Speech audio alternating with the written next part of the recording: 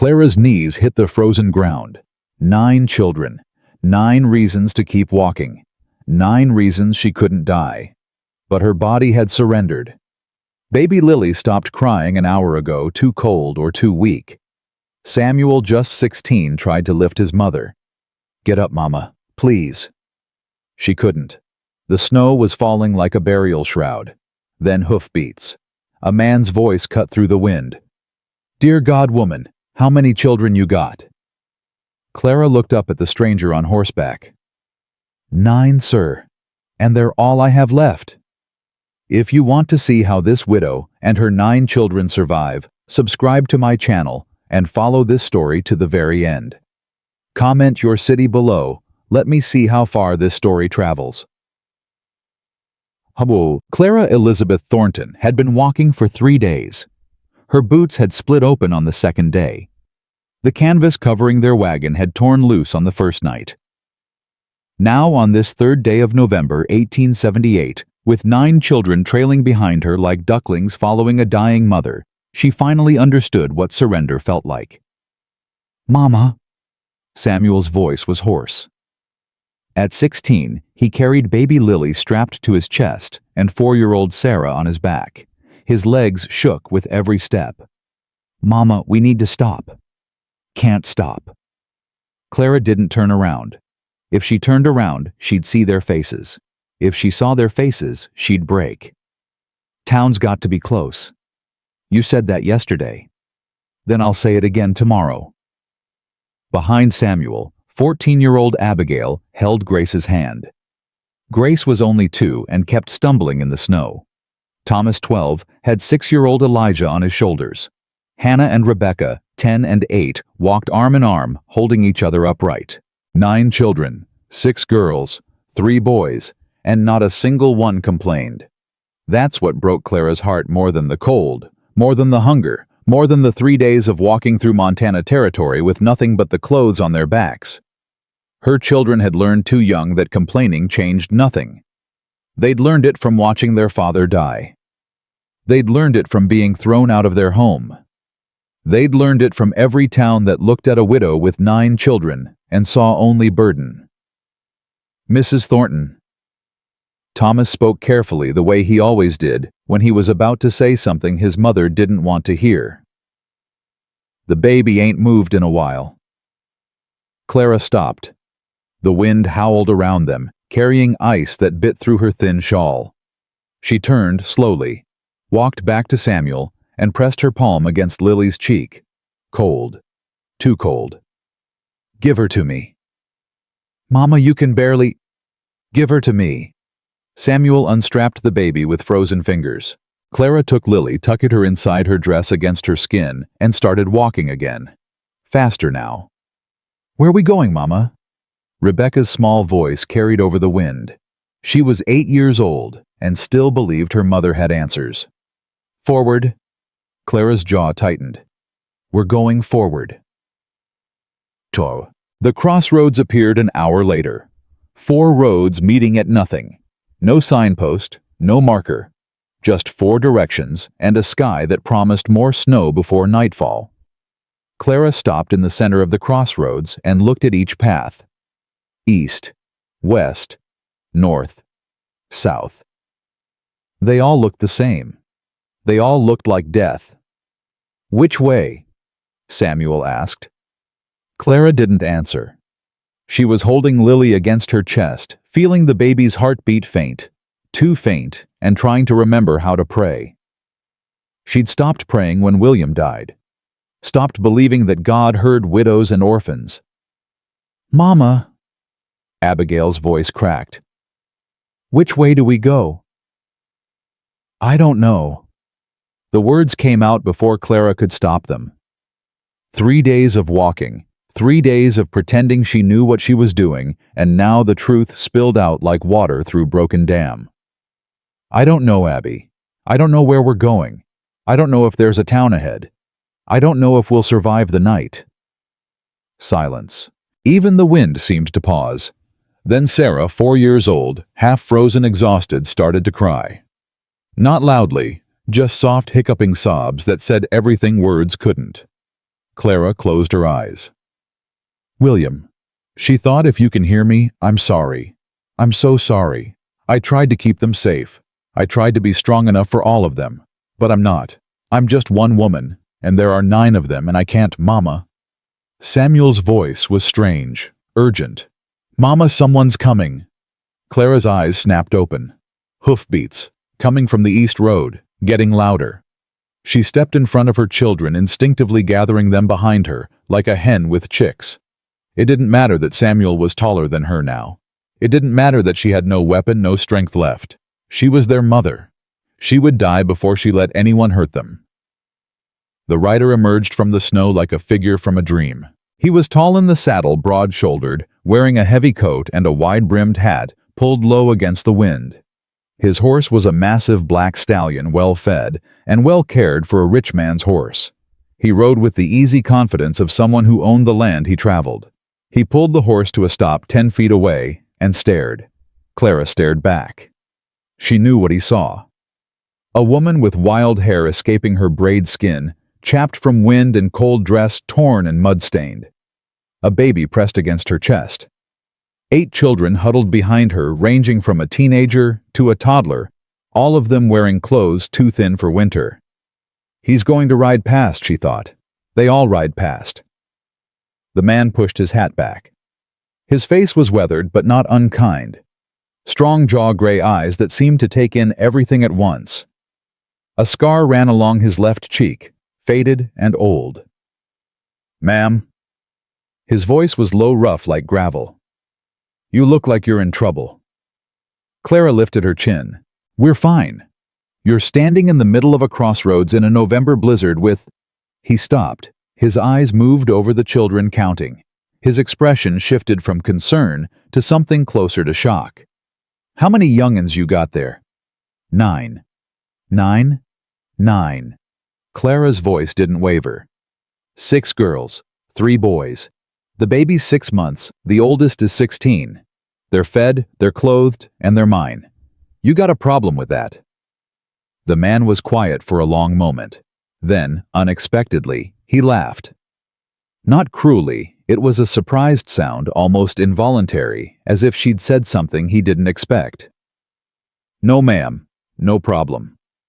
He swung down from his horse. Standing, he was even taller than he'd looked in the saddle, well over 6 feet, with shoulders that seemed built for carrying weight. Name's Jacob McAllister. I own a ranch about 2 hours east of here. Good for you. It's about to be good for you, too. He started unstrapping his saddlebags. I got supplies for a week. Jerky hardtack blankets. We can make it to my place before dark if we leave now. Clara didn't move. I don't accept charity. Who said anything about charity? Jacob pulled a heavy wool blanket from his saddle and walked toward the children. Samuel stepped forward, protective, but Jacob just handed him the blanket. You can work it off. I got a big house with 8 empty rooms and not a soul to fill them. You cook? I cook. Clean. I clean. Keep 9 children alive through a Montana winter. He was already pulling out more blankets, distributing them to the smaller children. Grace grabbed his hand and held on. He didn't pull away. Seems like you're more than qualified.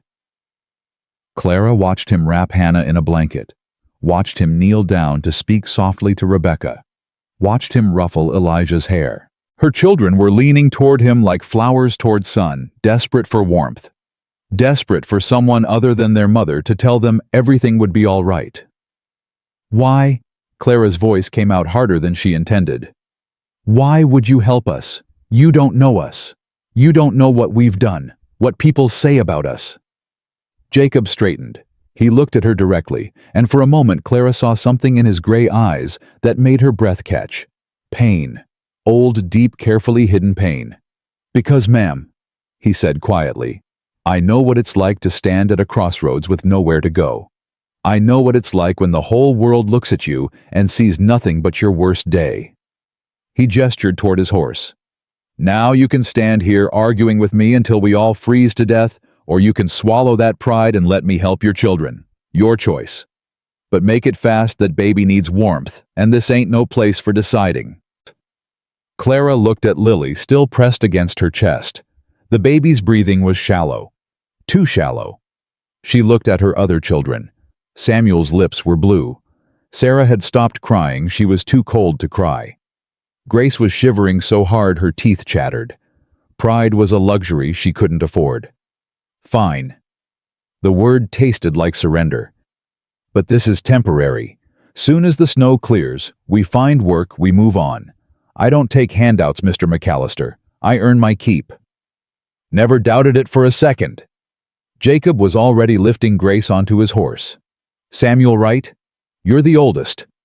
Samuel nodded, surprised that Jacob remembered his name from Clara's count. You and Thomas walk alongside. Abigail, you take the little ones on the horse with me. Mrs. Thornton. Clara. Jacob paused, nodded once. Clara, you ride behind me. Keep that baby warm against my back. I can walk. I'm sure you can. You've been walking 3 days with 9 children and not a complaint. But walking's over now. He mounted the horse, reached down a hand. Let someone else carry the weight for a while. Clara stared at his hand. Strong, calloused, steady. The last man who'd offered her a hand had been William on their wedding day. She'd taken it without hesitation, full of hope and trust and foolish belief that life would be kind. Life hadn't been kind. William was dead. Hope was a word she'd forgotten. Trust was a risk she couldn't take. But 9 children were watching her. 9 children who needed to see their mother accept help when help was offered. 9 children who needed to learn that strength wasn't the same as stubbornness. Clara took his hand. Jacob pulled her up behind him on the horse. She wrapped her arms around his waist. Lily pressed between them and felt warmth seep into her frozen body for the first time in 3 days. Hold on, Jacob said. Clara held on. They rode east into the storm.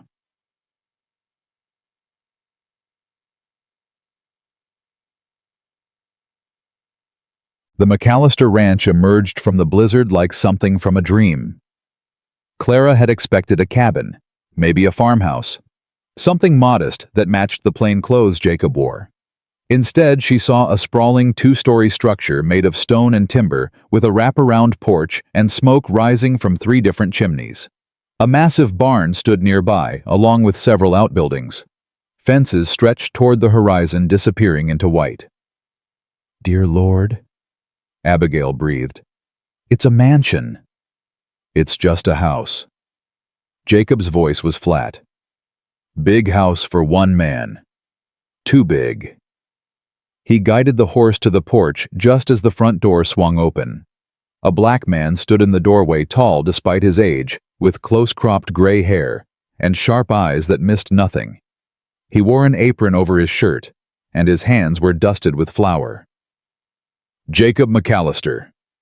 His voice was deep, carrying a note of long-suffering patience. You went to town for supplies. You come back with... He counted the children. His eyebrows rose. A whole passel of young'uns. Should I ask? This is Clara Thornton and her children. They're staying. Jacob dismounted, helped Clara down. Ezra, the baby needs warming. Hot water, warm blankets, broth if you've got it. Ezra was already moving. He took Lily from Clara's arms with practiced gentleness, checked the baby's breathing, and nodded once. She'll be fine. Cold, but not frostbite. He looked at Clara. Ma'am, you look half dead yourself. I'm fine. She's been walking 3 days. Jacob was lifting the smaller children down from the horse. In that dress and those boots. Carrying that baby. Ezra's expression softened. 3 days. With all these children. He shook his head slowly. Lord have mercy. You come inside right now, all of you. I got stew on the stove and bread in the oven. First thing we do is get everyone fed and warm. The children didn't wait for permission. They streamed past Ezra into the house like water finding cracks in a dam. Hannah grabbed Rebecca's hand. Thomas shepherded Elijah and Sarah. Even Samuel, who'd been so careful to stay strong, let out a small sound of relief when the heat from inside hit his face. Clara stood on the porch watching them go. Her children, fed, warm, safe, for tonight at least. Mrs. Thornton. Ezra's voice was gentle. You coming inside? Clara's legs wouldn't move. Now that the walking was done, now that the survival was temporarily secured, her body was shutting down. She felt her knees buckle. Jacob caught her before she hit the ground. Whoa there! His arms were strong around her, steadying. When's the last time you ate? Clara tried to remember. Tuesday. It's Friday. Then Friday. You ain't eaten since Tuesday. The children needed it more. Jacob looked at her. There it was again, that flash of pain in his eyes, quickly hidden. He lifted her as easily as he'd lifted Grace, carried her inside. Ezra, get this woman fed before she falls over dead. On it. Ezra had already passed Lily to Abigail, who was cradling the now-awake baby with practiced ease. Sit her by the fire. I'll bring soup. Jacob set Clara down in a chair near the fireplace. The warmth was almost painful on her frozen skin. She watched, dazed, as her children spread through the room, sitting on the floor, on chairs on each other. Rebecca had found a spot by the fire and was holding her hands toward the flames like they were the most precious things she'd ever seen. Is this where we're staying, Mama? Elijah asked. His eyes were wide as he looked around at the high ceilings, the polished furniture, the paintings on the walls. It's got stairs. Just for a while, Clara managed. Just until she's strong enough to argue with me about it, Jacob cut in. He was hanging up his coat, his back to her, which should be a few days knowing her type. My type. Stubborn as a mule and twice as proud. He turned, and there was the ghost of a smile on his weathered face. Nothing wrong with it. Just hard on a body. Clara opened her mouth to retort, but Ezra appeared with a bowl of stew and a stern expression. You eat that. All of it. No talking until the bowl's empty. He looked at Jacob. You too. Sit down. I'll serve the children. I don't need... Boy, I changed your diapers. Don't you tell me what you don't need. Ezra was already ladling stew into bowls for the children. Sit. Jacob sat. Clara ate. The stew was the best thing she'd ever tasted, not because of what was in it, but because it meant her children wouldn't go hungry tonight. She watched them eat, watched the color return to their cheeks, watched their shoulders slowly relax from the hunched positions they'd held for 3 days. Just for a while, she told herself. Just until we find something else. We don't belong here. But when Rebecca laughed at something Thomas whispered, an actual laugh, the first Clara had heard in weeks, something cracked inside her chest. Hope. Dangerous, foolish, wonderful hope.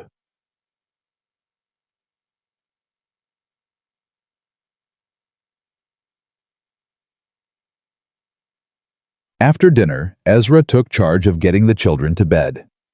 8 rooms upstairs, he announced. The little ones can share. Samuel, you get the room at the end of the hall. Miss Abigail, there's a room next to the nursery for you and the baby. Nursery? Clara's voice sharpened. There's a nursery. Silence fell. Jacob had gone still by the fireplace. His hand rested on the mantle fingers gripping the wood until his knuckles went white. Ezra spoke carefully. There was a nursery. It's been closed up for 5 years, but it's got a crib, and the baby needs somewhere to sleep. Clara looked at Jacob. His face was turned toward the fire, but she could see the tension in his jaw, the rigid line of his shoulders. Mr. McAllister. Use the nursery. His voice was rough. That's what it's there for. He walked out before she could respond. The front door opened and closed. Cold air swept through the room. Clara turned to Ezra. What happened? Ezra sighed. He looked suddenly older, the weight of years pressing down on his shoulders. That ain't my story to tell, ma'am. All I can say is that man's been walking through his own blizzard for 5 years now. Maybe longer. He picked up the empty bowls. You and your children are the first living souls to step foot in this house since Mrs. Elizabeth died. His wife? His wife. And his son, little William, 3 years old. Ezra's voice broke slightly. Lost them both to the fever 5 years back. Jacob ain't been the same since. Clara looked at the closed door. She knew that grief. She wore it like a second skin. The kind of grief that didn't fade, didn't soften, just became part of you, until you couldn't remember who you'd been before it. "The children will be respectful," she said quietly. "We won't disturb anything we shouldn't." "Ma'am," Ezra met her eyes. "Those children of yours, they're exactly what this house needs. What he needs. Don't be too quick to leave." Clara didn't answer. She just took Lily from Abigail's arms and followed Ezra upstairs to the nursery. The room was small, but perfectly kept. A crib with hand-carved spindles stood in the corner. A rocking horse sat by the window. Children's clothes, carefully folded, filled a small dresser. Everything was waiting for a child who would never return. Clara laid Lily in the crib. The baby stirred, then settled, breathing easier now in the warmth. "Sleep well, little one," Clara whispered. "Tomorrow we figure out how to earn our keep." She didn't notice Jacob standing in the hallway watching through the crack in the door. Didn't see the way he pressed his hand against his chest as if trying to hold his heart inside his body. Didn't know that she and her 9 children had just cracked open a door he'd sealed shut 5 years ago. Morning came gray and cold. Clara woke before dawn, as she always did. Survival had trained her body to grab every available hour, waste nothing, rest never. The house was silent as she crept downstairs. She found the kitchen, easily big, well-equipped, the domain of someone who took pride in feeding people. Ezra's territory clearly. But Ezra wasn't awake yet, and Clara needed to prove her worth before anyone could suggest she was a burden. She stoked the fire, found flour, egg, salt, started making biscuits. "You're up early." Clara didn't jump. She'd heard his footsteps on the stairs, careful, quiet, the walk of a man who was used to moving through empty spaces. "So are you?" she said without turning. "Coffee's almost ready."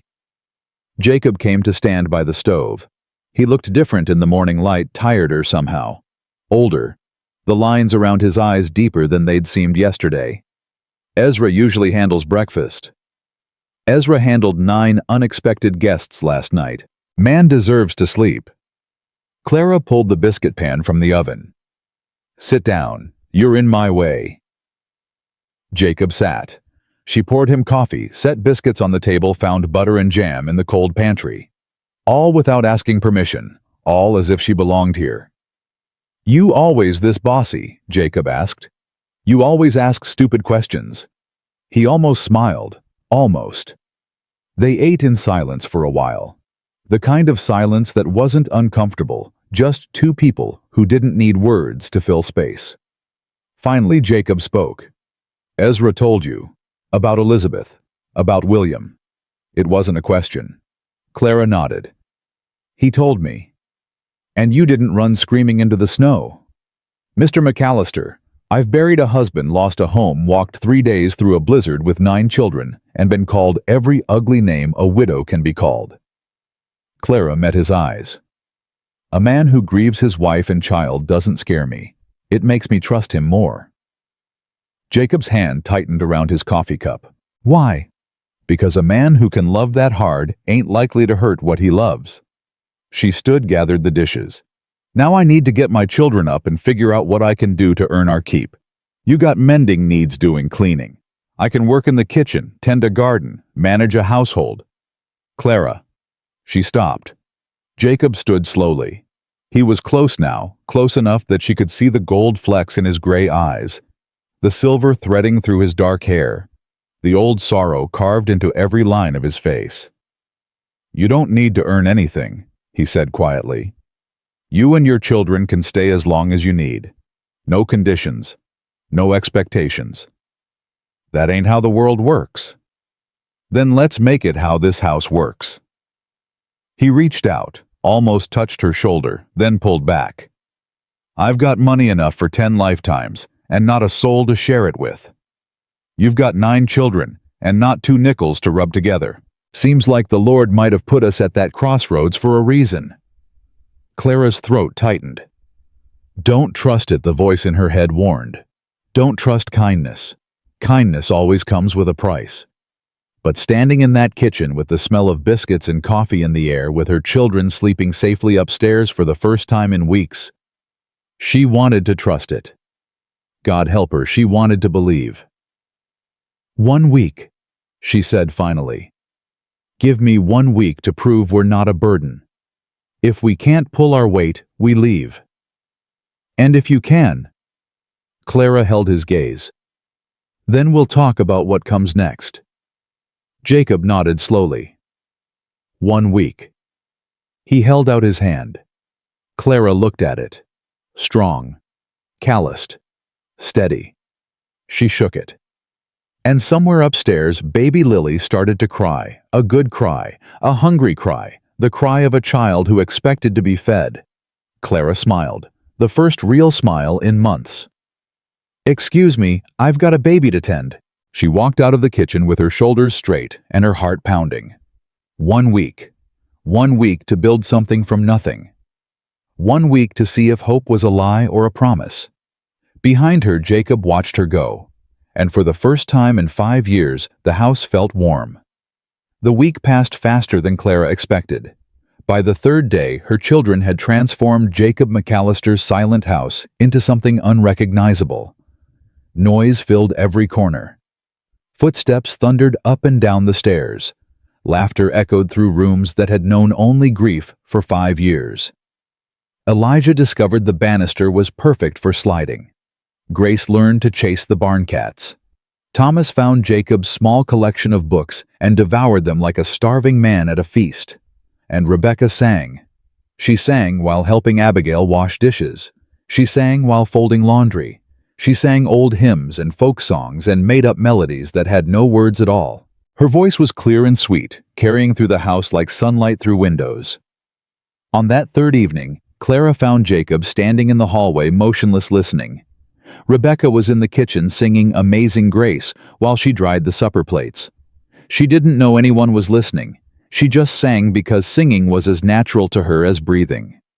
Clara watched Jacob's face.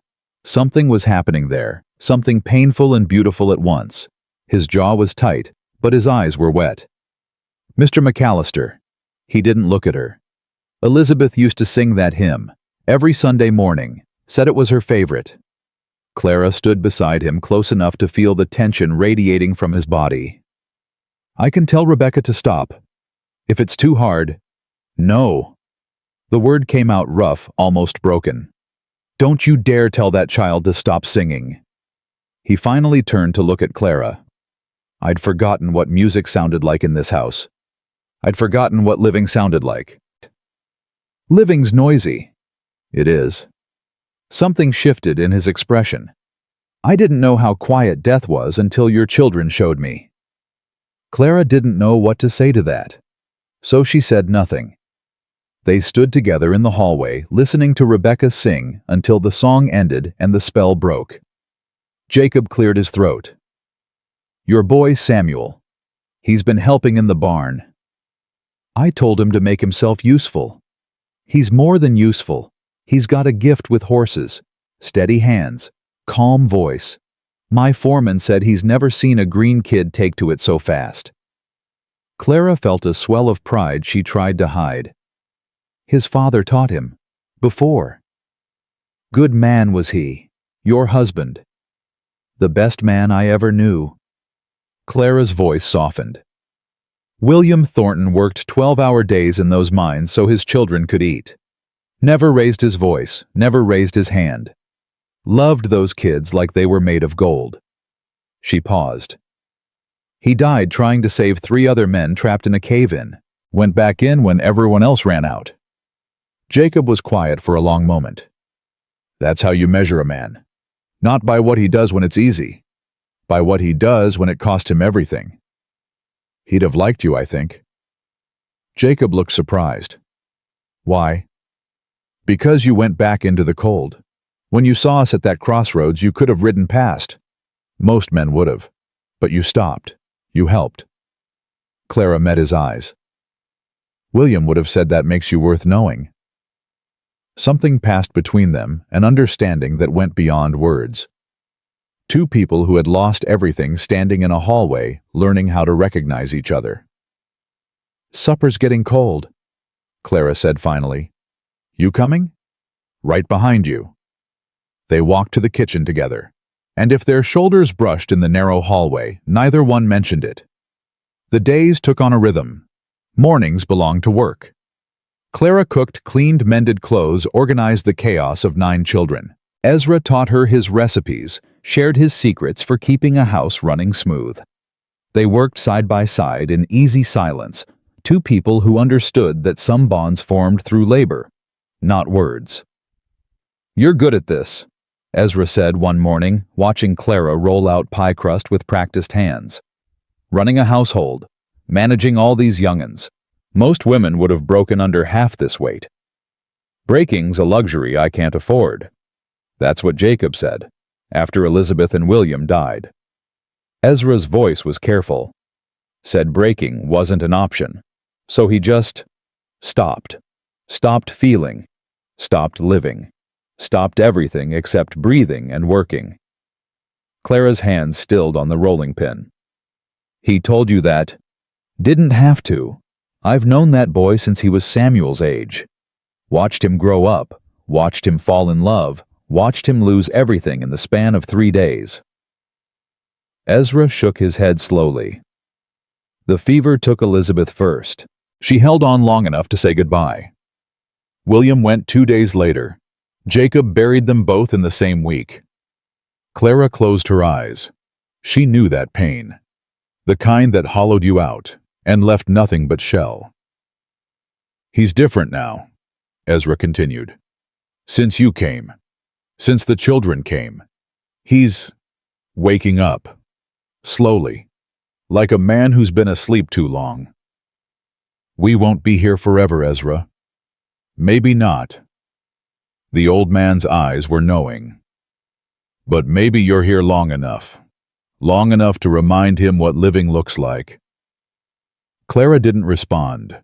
She just went back to rolling the pie crust, trying to ignore the flutter in her chest that felt too much like hope. Afternoons belonged to the children. Jacob, despite his gruff exterior, had a gift for teaching. He showed Thomas how to mend fences and calculate the cost of supplies. He taught Hannah to care for the horses, brushing their coats until they gleamed. He let Elijah follow him everywhere, answering the 6-year-old's endless questions with patience Clara hadn't expected. "Why's that cow so fat?" Elijah asked one afternoon. "She's not fat. She's pregnant." "What's pregnant?" "Means she's got a baby growing inside her." "How'd the baby get inside her?" Clara, passing by with a basket of laundry, held her breath. Jacob didn't miss a beat. "God put it there." Elijah considered this. "God must be real busy putting babies everywhere." "He is. Now go help your sister with the chickens." Elijah ran off. Clara let out the breath she'd been holding. "Nice save," she said. "I've answered harder questions." Jacob's eyes crinkled at the corners, almost a smile. "Your boy's curious. That's good. Curious minds build empires. Or drive their mothers to madness. That too." They shared a look. Something warm passed between them. Clara looked away, first her cheeks flushing in a way that made her feel like a foolish girl instead of a widow with 9 children. "I should go," she said. "Laundry won't fold itself." "Clara." She stopped.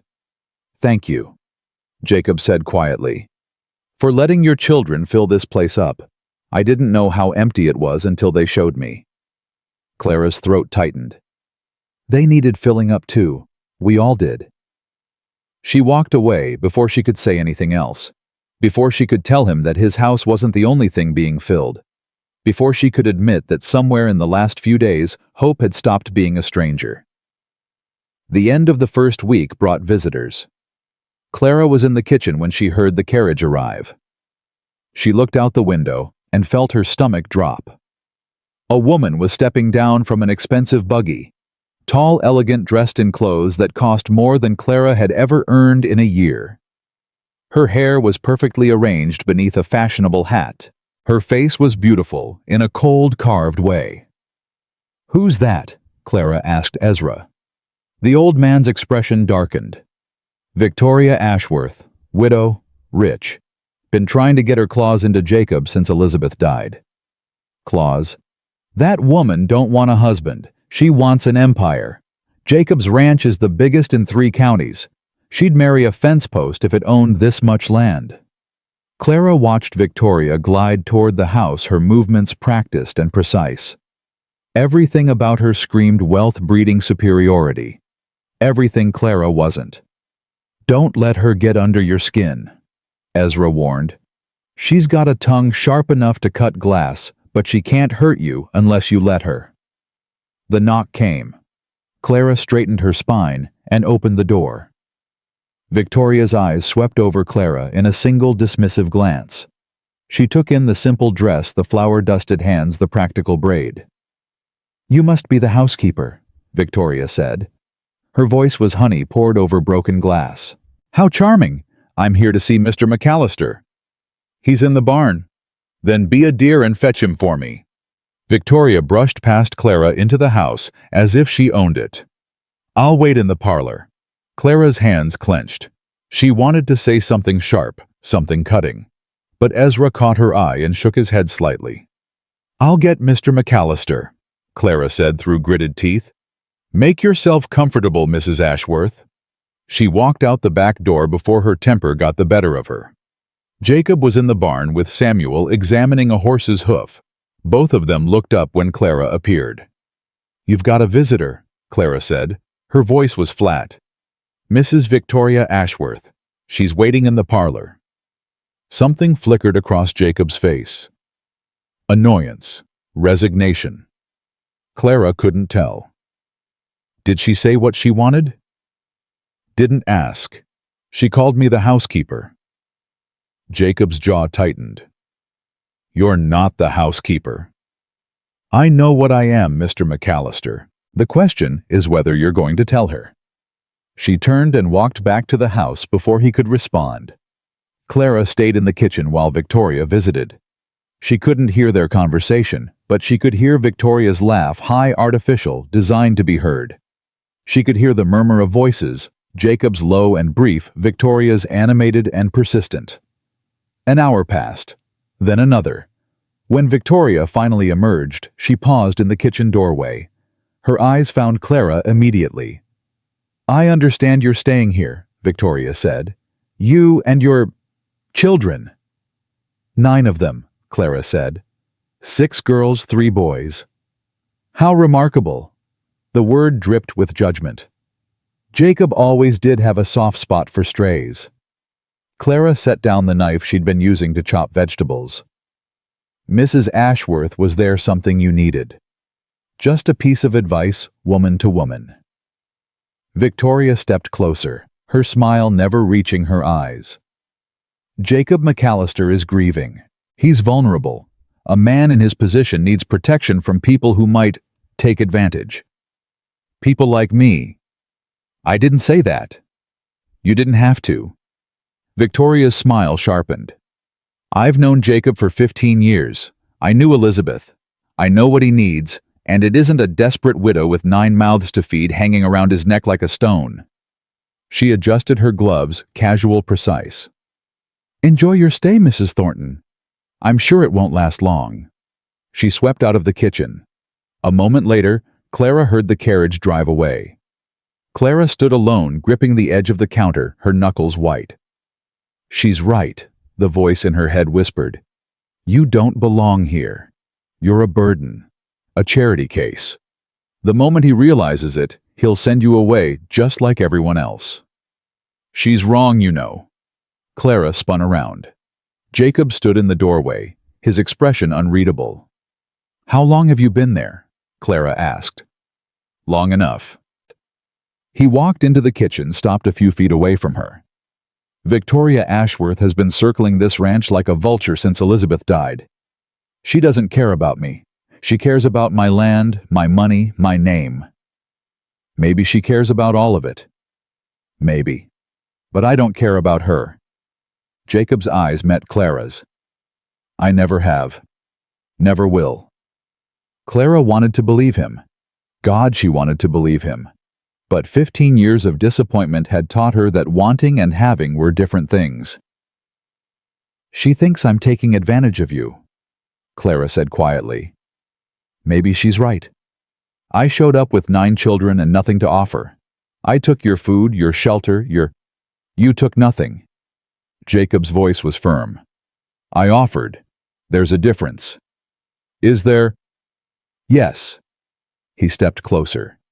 Close enough that Clara could see the flecks of gold in his gray eyes. Clara, I've been alone in this house for 5 years. 5 years of silence and grief and wishing I'd died with them. Then you showed up at that crossroads half-frozen carrying a baby with 8 more children behind you, and you looked at me like I was just a man. Not a rich man, not a grieving man, just a man who could help. You were. To you, maybe. To Victoria, I'm a prize to be won. To the town, I'm a hermit who lost his mind with grief. To everyone else, I'm Jacob McAllister, timber baron rancher, wealthy eccentric. His voice dropped. You're the first person in 5 years who looked at me and saw, just Jacob. Clara's heart was pounding. She could feel it in her throat and her fingertips and every inch of her skin. I see you, she whispered. I see you. For a moment, neither of them moved. The air between them was charged electric, full of things neither of them was ready to say. Then Elijah burst through the door. Mama Samuel let me feed the horses, and one of them sneezed on me, and it was disgusting and amazing. The moment shattered. Clara stepped back laughing despite herself as Elijah launched into a detailed description of horse sneezes that required wild hand gestures and sound effects. Jacob watched them, something soft and wondering in his expression. And Clara thought maybe this could be real. 2 days later, everything changed. It started with Lily. Clara noticed at first the baby was fussy, refusing to nurse her skin warm to the touch. By evening, the warmth had become heat. By midnight, Lily was burning with fever. No, Clara whispered, pressing her palm to Lily's forehead. No, no, no. She knew this fever. She'd seen it before in the mining camp where William had worked. Children who burned like this one day were in the ground the next. Abigail! Clara's voice cracked. Abigail, wake your brothers. Get everyone up. The house erupted into chaos. Samuel appeared first, his hair wild from sleep. What's wrong? What happened? Lily's sick.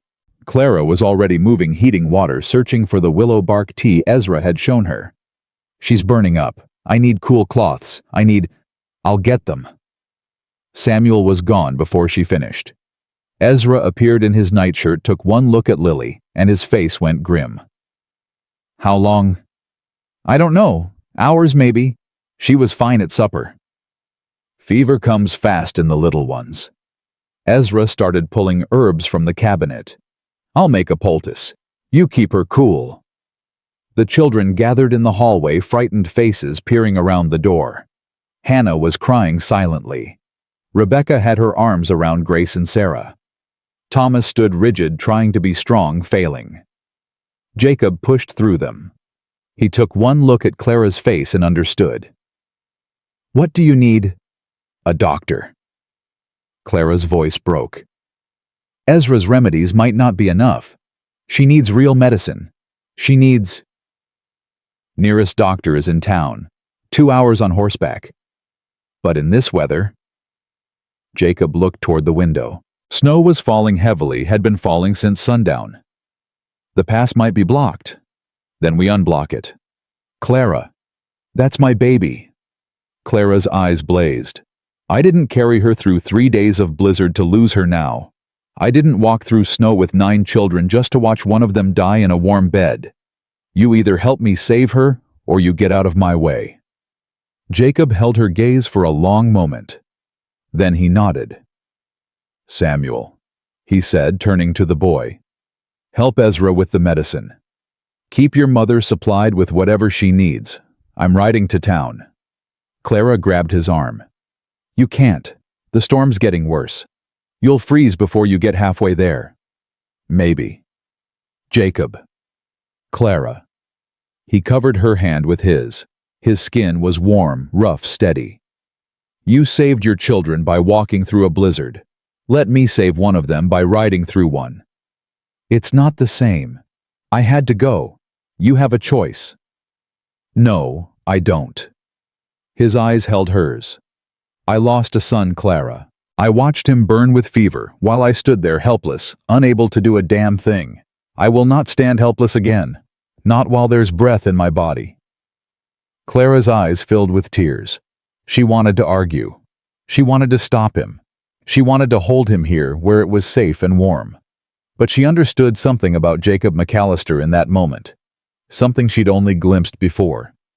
He needed to go. Not just for Lily. For William. For the little boy he couldn't save 5 years ago. For the chance to do now what he couldn't do then. Come back, she whispered. Promise me you'll come back. I promise. He squeezed her hand once, then released it. He was gone before she could change her mind, before she could beg him to stay, before she could tell him that somewhere in the last 2 weeks he'd become essential. Clara turned back to Lily, her heart splitting in two. One piece stayed with the baby in her arms. The other rode out into the storm with a man she was terrified to lose. The night stretched into eternity. Clara held Lily, walked with her, sang to her, prayed over her. Ezra's poultice helped a little. The fever dropped slightly, then surged again. The baby's breathing grew labored, her tiny chest working too hard. The children took turns keeping vigil. Samuel brought cool water every hour. Abigail prepared broth that Lily couldn't drink. Thomas read aloud from the Bible, stumbling over words, trying to offer comfort he didn't feel. Hannah organized the little ones, keeping them calm, keeping them quiet. Rebecca sang hymns in a voice that shook. Grace and Sarah fell asleep in a pile of blankets by the fire, too young to understand what was happening. And Elijah sat by the window watching for Jacob. He's coming back, Elijah said every hour. Mr. Jacob promised. He's coming back. Clara wanted to believe him. She wanted to believe that promises meant something, that hope wasn't foolish, that the universe wasn't cruel enough to take everything she loved twice. But as the hours passed and the storm howled and Lily burned in her arms, belief felt like a luxury she couldn't afford. Dawn came gray and bitter. Clara had stopped walking. She sat in the rocking chair by the fire, Lily pressed against her chest, both of them exhausted. The baby's fever hadn't broken. Her breathing was shallow now, fast and weak. Mama. Samuel's voice was hoarse. He'd been up all night. They all had. Mama, you should rest. Let me hold her. I can't. You're falling apart. Then I fall apart holding my daughter. Samuel knelt beside the chair. At 16, he was almost a man, had been forced into manhood years too soon. But in this moment, looking at his mother's devastated face, he was just a boy who didn't know how to fix what was broken. She's going to be okay, he said. Lily's strong. She survived the walk. She survived everything. She's not going to quit now. What if she does? Clara's voice cracked. What if she quits? What if I lose her? How do I tell Grace and Sarah their baby sister is gone? How do I explain to Elijah why God takes little children? You don't. Samuel took his mother's hand. You don't explain. You just keep going. That's what you taught us. When Daddy died, when we lost the house, when everything fell apart, you just kept going. One foot in front of the other. That's what you said. Clara's tears fell onto Lily's blanket. I'm so tired of going, Samuel. I'm so tired of being strong. Then be tired. Samuel's voice was gentle. Be tired and weak and scared. We'll be strong for you this time. That's what family does. Clara looked at her son, this boy, who had carried his baby sister through a blizzard, who had shouldered responsibility no child should bear, who had never once complained about the hand life dealt him. She pulled him close with her free arm and held him. I love you, she whispered. I love all of you. Whatever happens, you need to know that." "We know, Mama." Samuel's voice was muffled against her shoulder. "We've always known." They stayed like that mother and son until Ezra's voice cut through the silence. "Someone's coming." Clara's head snapped up. Elijah was already at the window, face pressed against the glass. "It's him. It's Mr. Jacob. He's back." Clara couldn't move. She was afraid to hope, afraid to believe. But then the door burst open and Jacob stumbled through. He looked half dead. His face was gray with cold, his beard crusted with ice, his hands swollen and clumsy. He could barely stand, had to catch himself on the doorframe. But in his frozen hand, he held a small bottle. "Doctor's medicine," he gasped. 2 drops, every 4 hours. He said it should work. He said. His legs gave out. Samuel caught him before he hit the floor. Clara was already moving, taking the bottle from his frozen fingers, reading the label with shaking hands. She administered the first 2 drops to Lily's cracked lips. Then she turned to Jacob, still slumped against Samuel, barely conscious. "You fool," she whispered, tears streaming down her face. "You beautiful, reckless fool. You almost died." Jacob's eyes found hers. Even half-frozen, delirious with exhaustion, he managed a ghost of a smile. "Told you," he mumbled. "I promised." Then he passed out cold. Clara looked at Ezra. "Get him by the fire. Get those clothes off. We need to warm him slowly, or he'll lose his fingers." "What about Lily?" Clara looked at her baby, then at the man who had ridden through a blizzard to save her. "Samuel, hold your sister. Keep her warm. Give her the medicine every 4 hours." She transferred Lily to Samuel's arms, then turned to Jacob's unconscious form. "I'll take care of him." "Mama." Samuel's voice stopped her. "Is he going to be okay?" Clara looked at Jacob. This man who had walked into her life 2 weeks ago and turned everything upside down. This man who had offered shelter without conditions, warmth without judgment, hope without limits. This man she couldn't lose. "He has to be," she said quietly. "He has to be." She knelt beside him and began the slow work of saving the man who had just saved her daughter. Lily's fever broke at noon the next day. Clara was sitting beside Jacob's bed, pressing warm cloths to his frozen hands, when Samuel appeared in the doorway with tears streaming down his face. "Mama," his voice cracked. "Mama, she's cool. Lily's cool. The fever's gone." Clara's breath stopped. She looked at Samuel, afraid to believe, afraid to hope. "You're sure?" "I checked 3 times. Ezra checked twice. She's nursing again, Mama. She's eating." Clara covered her mouth with her hand. A sound escaped her, something between a sob and a laugh, a release of terror she'd been holding for 2 days. "Go to her," Jacob's voice rasped from the bed. "Go see your baby." Clara turned. Jacob was awake, his eyes barely open, his face still gray with exhaustion. But he was conscious. He was alive. "Your hands. We'll still be here when you get back." He managed a weak smile. "Go, Clara. Go hold your daughter." Clara hesitated for 1 heartbeat. Then she ran. She found Lily in Abigail's arms, surrounded by all her siblings. The baby was awake, alert, her eyes bright and clear. When Clara took her, Lily cooed and reached for her mother's face with tiny fingers. Clara sank to the floor, clutching her baby, and wept. The children gathered around her. Hannah pressed against her left side. Rebecca leaned against her right. Thomas stood behind her, his hand on her shoulder. Samuel knelt in front, his arms around as many siblings as he could reach. Grace and Sarah climbed into the pile. Elijah wrapped himself around Clara's back. Even Abigail, always so composed, let tears fall freely. 9 children and their mother tangled together on the floor, crying and laughing and holding on. "We're okay," Clara whispered into Lily's hair. "We're okay. We're okay." And for the first time since William died, she believed it. Jacob's recovery was slower. The frostbite had done damage not permanent, Ezra assured them, but painful. His fingers blistered and peeled. His cheeks bore red patches that would take weeks to heal. He couldn't grip anything, couldn't work, couldn't do much of anything except sit by the fire and let Clara bring him soup. He hated every minute of it. "I'm not an invalid," Jacob growled on the third day when Clara caught him trying to button his own shirt. "You're a man with frostbitten fingers who can't feel his thumbs." Clara gently pushed his hands away and finished the buttons herself.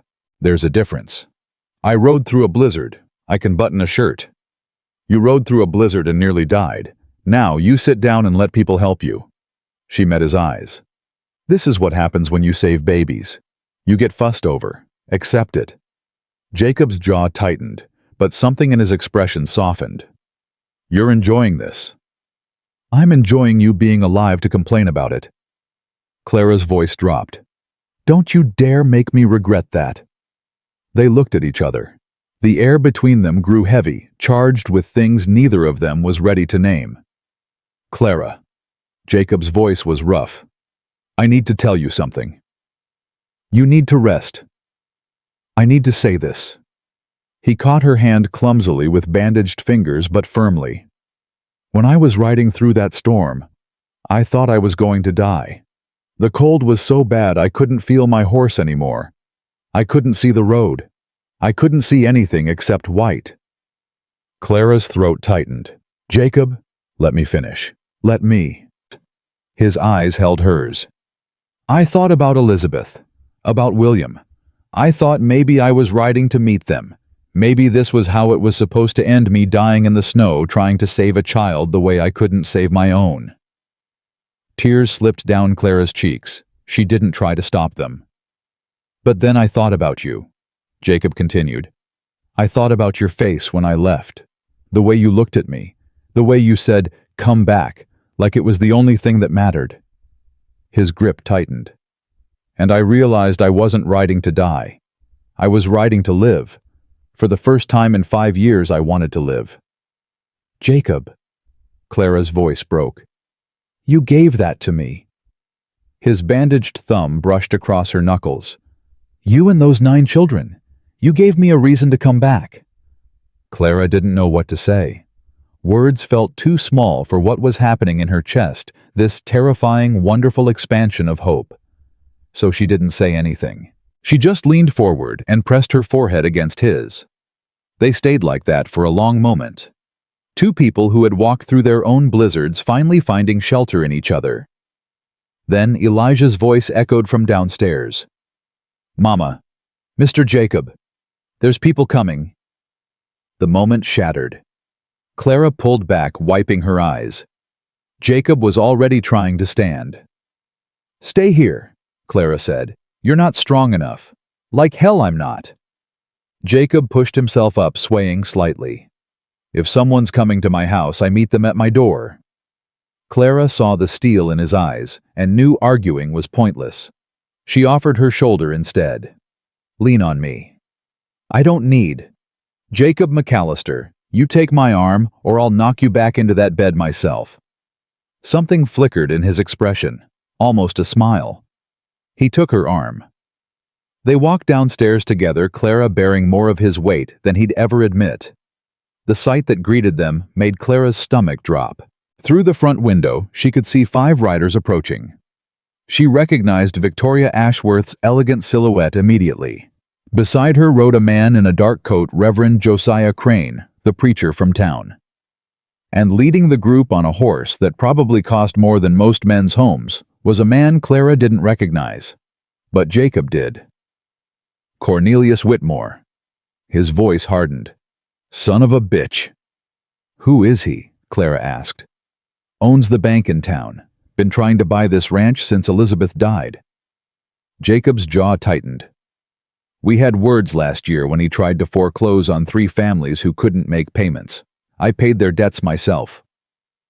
"So he hates you?" "He hates that he can't control me." Jacob straightened, pulling away from Clara's support. "Whatever happens, don't let them see you scared." "I'm not scared." "Good." Jacob opened the door and stepped onto the porch. Because they're about to be. But Clara saw what Jacob couldn't see: the slight tremor in his hands, the way his shoulders had tensed, the shadow that crossed his face. Whatever courage he was summoning, it was costing him. The riders stopped in front of the house. Cornelius Whitmore was a thin man with sharp features and cold eyes. He wore his wealth like armor, expensive coat, gold watch chain, leather gloves that had never seen honest work. His smile was the smile of a man who believed he'd already won. "Jacob." His voice was smooth, practiced. "Heard you had a rough few days. Riding through blizzards at your age, dangerous business." "I'm 42, Whitmore. Not dead. Not yet." Whitmore's eyes slid to Clara, standing just behind Jacob in the doorway. "And this must be the woman everyone's been talking about. Mrs. Thornton. Is it the widow with all those children?"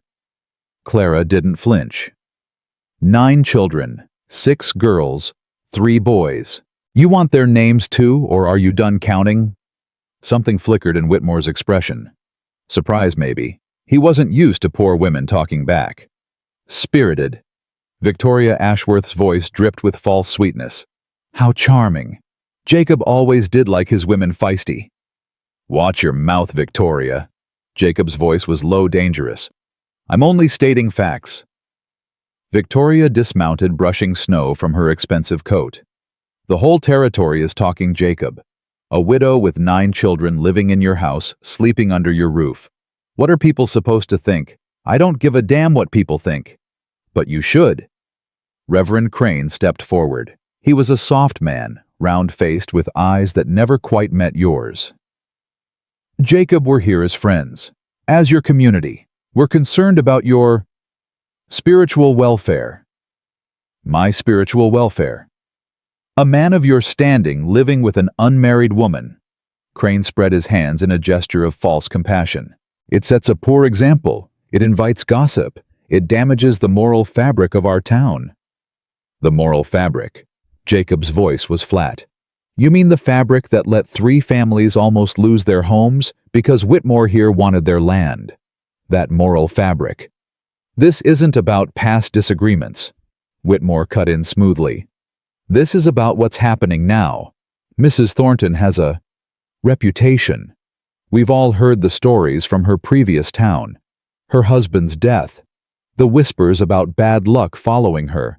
The children born in poverty and scandal." Clara felt the words like blows, but she kept her face still. She'd heard these accusations before. She'd survived them before. "We're simply suggesting," Whitmore continued, "that it might be better for everyone if Mrs. Thornton and her children found somewhere else to stay. Somewhere more appropriate." Jacob was silent. Clara looked at him. His face had gone pale. His hands were shaking, not from frostbite this time, but from something else. Something that looked like fear. She knew that look. She'd seen it on her own face, in mirrors and windows, in the surface of still water. It was the look of someone who'd been broken once, and was terrified of being broken again. "Jacob." Victoria's voice softened, became almost gentle, a predator feigning sympathy. "We understand. You've been lonely. You've been grieving. This woman took advantage of that grief, brought her troubles into your home, used your kindness against you. But it's not too late. Send her away, and we can forget this ever happened. Your reputation will recover. Your standing in the community will be restored." Jacob's mouth opened. Nothing came out. Clara watched him struggle, watched the battle playing out behind his eyes. The fear of judgment warring with something else, something stronger. But the fear was winning. She could see it. The way his shoulders hunched, the way his eyes dropped. 5 years of hiding. 5 years of letting grief be his shield. 5 years of avoiding the world, because the world had whispered behind his back after Elizabeth died. He was folding. Right in front of her eyes, he was folding. And Clara understood in that moment that she couldn't wait for him to save her. She had to save herself. Clara stepped forward past Jacob onto the porch. "You want me to leave?" Her voice was steady, stronger than she felt. "Fine, I'll leave. But not because you told me to. Not because you have the right to judge me. I'll leave because I've been leaving my whole life, and I know how to walk away with my head held high." Whitmore's smile widened. "A wise decision, Mrs. I'm not finished." The smile faltered. Clara descended the porch steps. She walked toward the group of riders, her worn boots crunching in the snow, her thin dress offering no protection against the cold. "You want to talk about reputation?" She stopped in front of Whitmore's horse, looking up at him. "Let's talk about yours. Let's talk about the families you've thrown out of their homes, the businesses you've crushed, the lives you've ruined because you wanted more land, more money, more power." "Mrs. Thornton, let's talk about you, Reverend." Clara turned to Crane.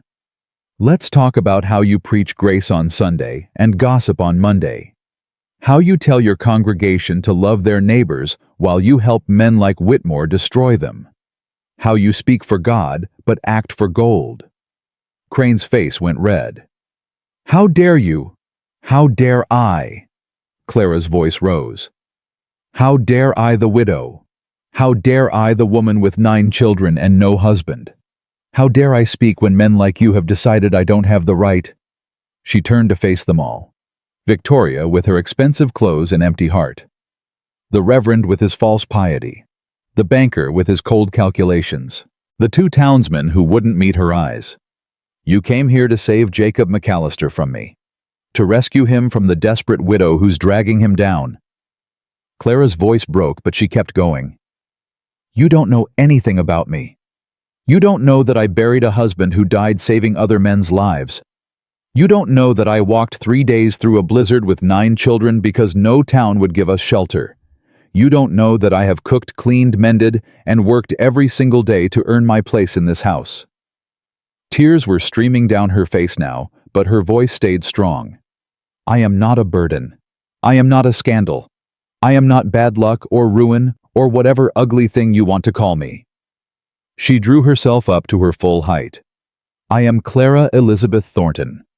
I am a mother of 9 children, and I will not be driven away by people who have never known a day of hardship in their comfortable, cruel lives." Silence fell. Whitmore's smile had vanished.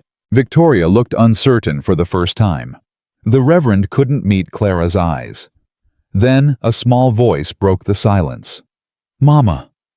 Clara turned. Samuel stood on the porch.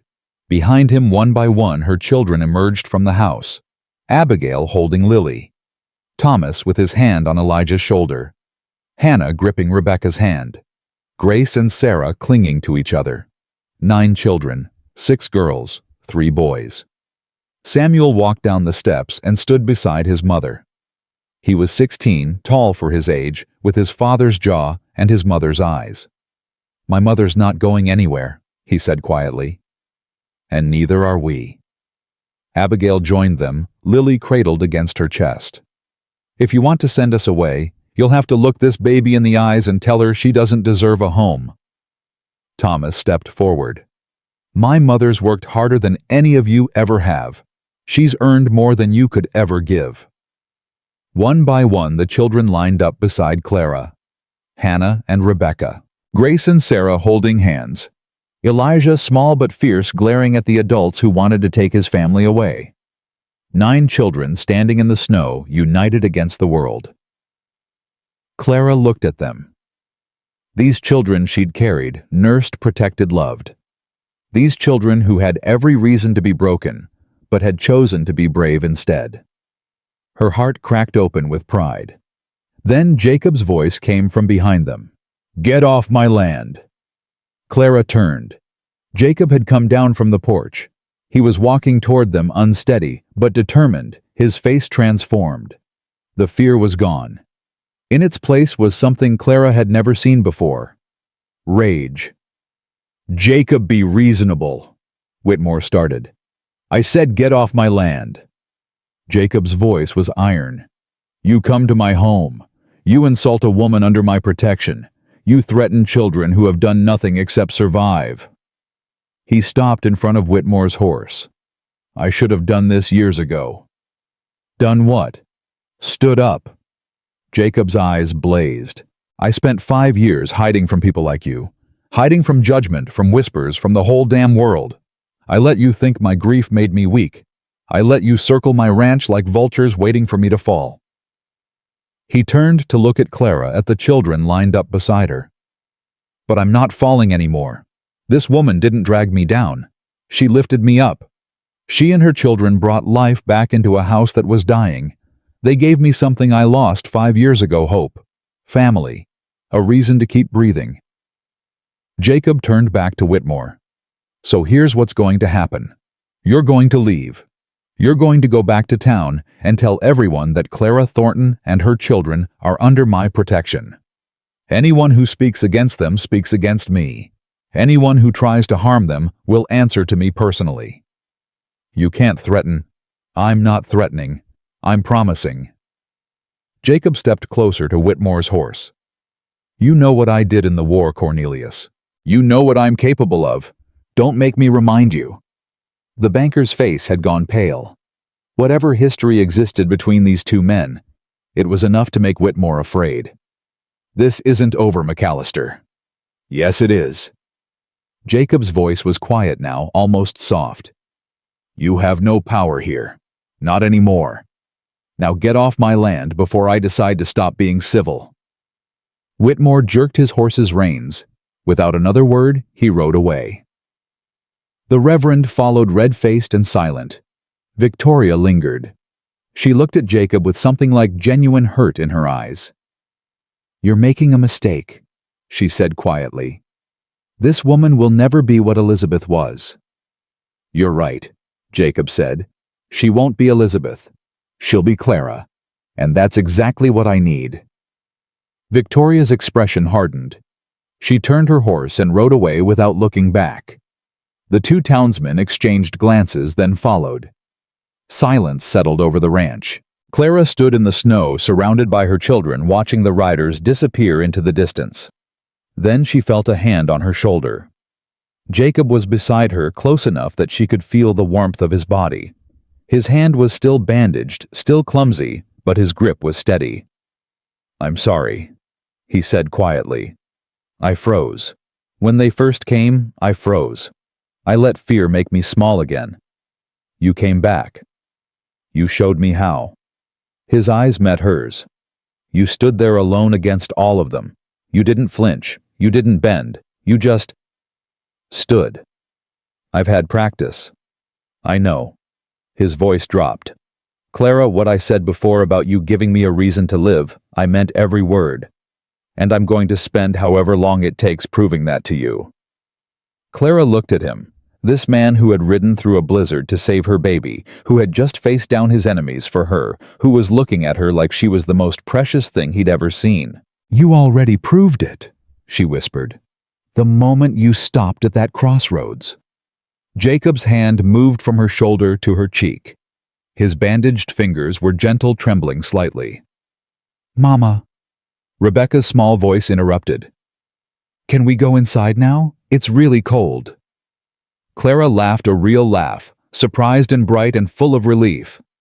Jacob smiled, the lines around his eyes crinkling. "Yes, sweetheart," Clara said. "Let's go inside." The family walked toward the house together.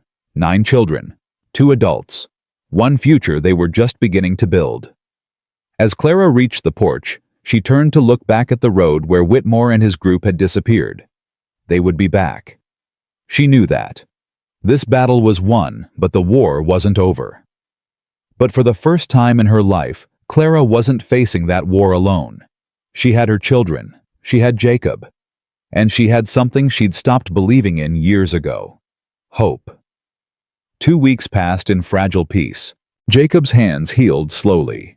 The blisters faded, the swelling went down, and by the middle of December, he could grip a hammer again. Clara caught him in the barn one morning testing his strength on fence repairs, his jaw set with determination. "Ezra said another week of rest," she said from the doorway. "Ezra's not the one going crazy sitting by the fire. Jacob drove a nail into the wood. His hand shook slightly, but he didn't stop. I've got work to do. You've got a ranch full of workers who can do it for you. That's not the point. He set down the hammer, flexed his fingers. The point is being useful, contributing something. I spent 5 years being a ghost in my own house. I'm done with that. Clara walked closer. She understood what he wasn't saying, that usefulness was how men like Jacob measured their worth, that sitting idle felt like dying by inches. Then let me help, she said. Show me what needs doing. I'm stronger than I look. Jacob studied her face, Whatever he saw there made something in his expression soften. You're stronger than most men I know. He handed her a brush. Start with the horses. They've been neglected while I was laid up. They worked side by side in comfortable silence. Clara found she liked the rhythm of it, the physical labor, the smell of hay and horses, the simple satisfaction of tasks completed. It reminded her of the early days of her marriage, when she and William had built their first home with their own hands. You're thinking about him, Jacob said quietly. Your husband. Clara's brush stilled. How did you know? Your face changes when you remember, goes soft around the edges. He kept his eyes on the horse he was grooming. I'm not jealous if that's what you're worried about. A woman who forgets her first love isn't worth having. I don't compare you to him. Maybe you should. Jacob's voice was rough. William sounds like he was a good man, better than me probably. He died saving people. I just survived. Clara set down her brush. She walked around the horse until she was standing in front of Jacob, close enough to see the doubt in his eyes. You rode through a blizzard to save my daughter. You stood up to the most powerful man in the territory to protect my family. You opened your home to 9 children and never once complained about the noise or the chaos or the expense. She reached up, touched his cheek.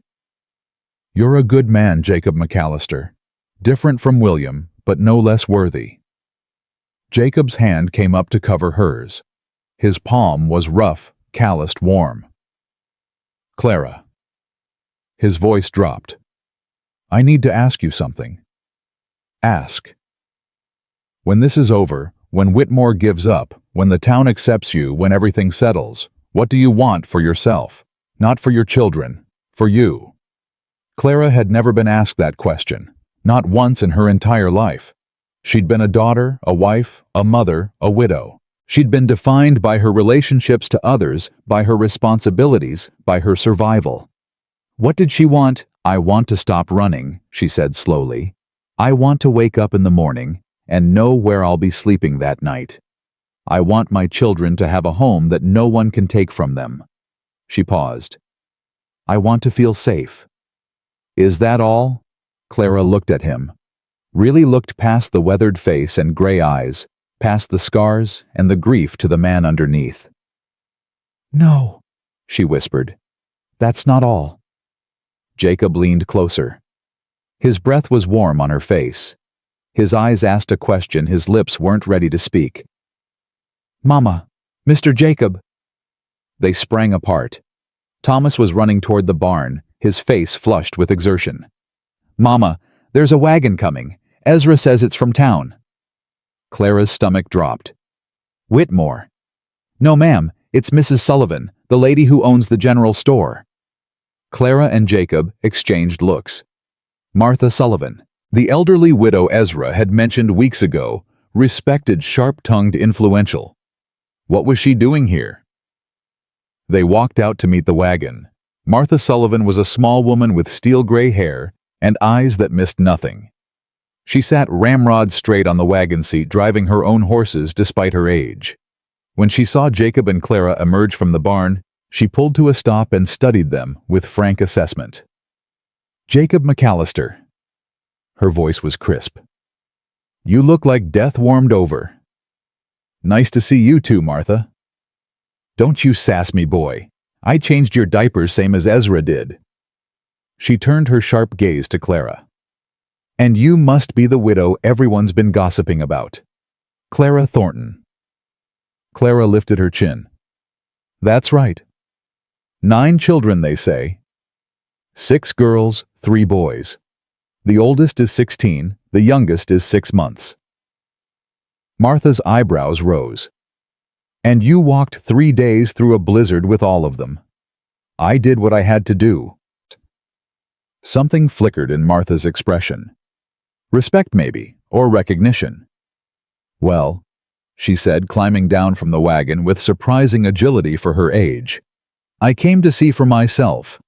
Whitmore's been running his mouth all over town saying you're a gold digger who seduced poor grieving Jacob. Victoria's been adding her own poison, says you're common, vulgar, unfit for decent company. Clara's jaw tightened. And what do you think? Martha looked at her for a long moment. Then she laughed a sharp, surprised sound. I think you've got more backbone than half the men in this territory. She reached into her wagon and pulled out a basket. I also think those children of yours need feeding. I brought supplies, flour, sugar, salt, pork, some fabric for clothes. Consider it a welcome gift. Clara stared at the basket. I don't understand. You came all this way to bring us gifts. After everything Whitmore's been saying. Cornelius Whitmore is a snake who'd sell his own mother for profit. I've known that man for 30 years and I've never trusted him for a single minute. Martha's voice hardened. He's been trying to take over this territory one ranch at a time. Jacob's the only one with enough land and money to stand against him. That's why he wants Jacob ruined, not because of you. You're just the weapon he's using. Jacob stepped forward. What are you saying, Martha? I'm saying this isn't about scandal. It's about power. Martha handed the basket to Clara. Whitmore's been buying up debt all over the county, calling in loans early, forcing families off their land. He's building an empire, and you're in his way. So he attacks Clara to get to me. Exactly. Drive away your support, isolate, you make you weak. Then he moves in for the kill. Martha's eyes were hard. I've seen him do it before. 3 families lost everything last year because of his schemes. Good people, hard-working people destroyed because they couldn't pay debts that weren't even due yet. Clara felt cold, despite the weak winter sun. Why are you telling us this? Because I'm tired of watching that man win. Martha looked at Clara, then at Jacob. And because I remember what this territory used to be. Neighbors helping neighbors. Communities taking care of their own. That's gone now, replaced by greed and gossip. But it doesn't have to stay gone. She reached into her pocket and pulled out a folded piece of paper. This is a list. Names of families Whitmore has hurt. People who might be willing to stand against him if someone gave them reason to hope. She handed it to Jacob. You've got money. You've got influence. Use it. Build something stronger than what he's tearing down. Jacob looked at the list, then at Martha. Why me? Because Elizabeth would have wanted you to. Martha's voice softened. She was my friend Jacob. She came to my store every week, talked about her dreams for this place. She wanted to build a community, a real one. She didn't get the chance. Martha looked at Clara. Maybe you and this woman can finish what Elizabeth started. Clara's throat tightened. She didn't know what to say. Jacob was silent for a long moment. Then he folded the paper and put it in his pocket. Thank you, Martha. This means more than you know. Don't thank me yet. Whitmore won't take this lying down. He'll come at you harder now that you've shown you're willing to fight. Martha climbed back onto her wagon. But at least you won't be alone. She drove away without looking back. Clara watched the wagon disappear, her mind racing. This was bigger than scandal, bigger than gossip. This was war, and she and her children were caught in the middle. Jacob? Her voice was steady, but her hands were shaking. What are we going to do? Jacob took her hand. His grip was firm, certain. We're going to fight. The fighting started 3 days later. Jacob rode into town with Samuel to buy supplies. When they returned, Jacob's face was grim, and Samuel looked ready to hit someone. What happened? Clara asked. Whitmore's called in our credit at the general store. Jacob dismounted his movements, stiff with anger. Martha can't extend us terms anymore. He's pressuring her suppliers to cut her off if she does business with us. Can he do that? He owns the bank. He can do whatever he wants. Clara felt the ground shifting beneath her feet. What do? We pay cash. We stretch what we have. We survive. For how long? Jacob didn't answer. He didn't have to. They both knew the truth. Even Jacob's considerable wealth had limits. If Whitmore could cut off their supplies, their options, their connections to the outside world. There's more, Samuel said quietly. His young face was troubled. We heard talk in town. Whitmore's offering to buy out any rancher who's in debt to him. He's also spreading rumors that Mr. Jacob's going crazy, that he's taken in a witch woman and her brood of demon children. Demon children? Clara's voice rose. People are scared, Mama. Samuel met her eyes. Scared people believe stupid things. Clara thought of her children. Of Grace and Sarah, who still believed the world was kind. Of Elijah, who asked endless questions about everything. Of Lily, who was just learning to smile. Demon children. Because their mother was poor and their father was dead, and they'd had the audacity to survive. Something hardened inside Clara. Something that had been soft before, worn down by years of running and apologizing and trying to make herself small. No more. Then we change what people believe, she said. Jacob looked at her. How? Martha said Elizabeth wanted to build a community. Real neighbors helping real neighbors. Clara's mind was racing. What if we gave them something to believe in? Something bigger than Whitmore's lies? I'm listening. Christmas is in 2 weeks. What if we opened the ranch? Invited everyone, the families on Martha's list, anyone who's been hurt by Whitmore, anyone who's been too scared to stand up. We feed them. We show them what this place can be. We prove that we're not demons, we're just people trying to survive same as them. Jacob was quiet, considering. Then a slow smile crossed his face. Elizabeth would have loved that idea. Is that a yes? That's a hell yes. He turned to Samuel. Ride back to town. Tell Martha Sullivan we're throwing a Christmas gathering at the McAllister Ranch. Everyone's invited. Tell her to spread the word. Samuel grinned, the first real grin Clara had seen on his face in weeks. Yes, sir. He was gone before Clara could stop him. The next 2 weeks were chaos. Clara had organized plenty of meals in her life, but never for 100 people. She worked from dawn to midnight, baking bread, preparing dishes, stretching supplies to their limits. Ezra worked beside her, sharing recipes. Elizabeth had loved teaching Clara the secrets of feeding crowds. The children helped in ways Clara hadn't expected. Abigail became her second in command, managing the younger ones while Clara cooked. Thomas kept meticulous lists of supplies and costs.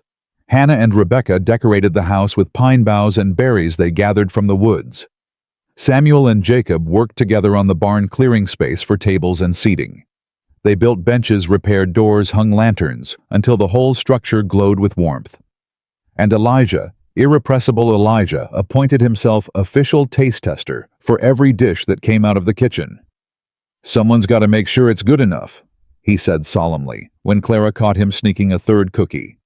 Someone's got to stop eating the inventory. That's a sacrifice I'm willing to make. Even Jacob laughed at that. But beneath the activity, tension hummed. Every day brought new rumors from town. Whitmore was furious about the gathering. He'd threatened to foreclose on anyone who attended. He'd pressured the Reverend to denounce the event from the pulpit. And Victoria Ashworth had been seen riding toward the McAllister Ranch, though she'd turned back before arriving. Whatever she was planning, she hadn't shown her hand yet. You're worried, Jacob said on the night before Christmas Eve. They were standing on the porch, watching the stars emerge. The children were asleep. The house was quiet. Aren't you? Terrified. He turned to look at her. But not about Whitmore. Not about Victoria. Not even about losing the ranch. Then what? Losing this. His gesture encompassed everything, the house, the land, the sleeping children, Clara herself. I didn't know I wanted it until I had it. Now I can't imagine going back to what I was before." Clara's heart ached. "Jacob, I know it's too soon. I know there are 100 reasons why this is complicated.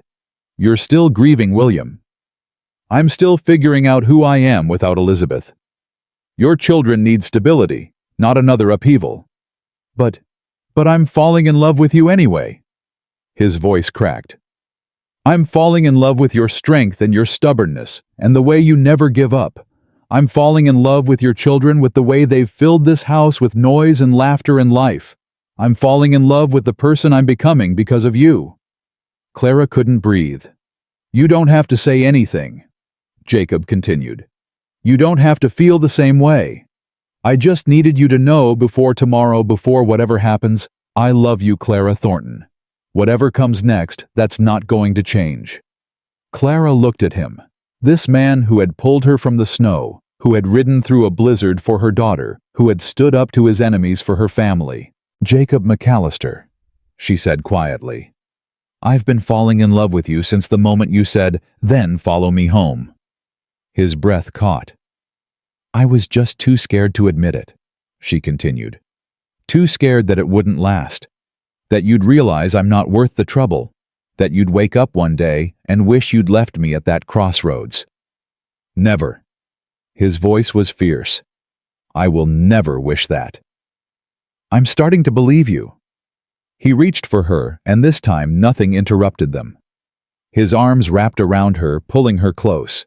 She pressed her face against his chest and listened to his heartbeat, steady, strong, real.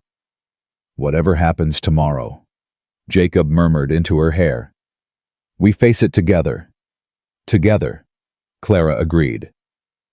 They stood like that for a long time, two people who had found each other in the wilderness, holding on as if they'd never let go. Christmas Eve dawned cold and clear. By noon, the first wagons began arriving. Clara watched from the window, her heart in her throat, counting families as they came down the road. One wagon, then two, then 5. "They're coming," she whispered. "Did you think they wouldn't?" Jacob stood beside her, his hand on her shoulder. "I didn't know. After everything Whitmore threatened. People are tired of being afraid." Jacob squeezed her shoulder.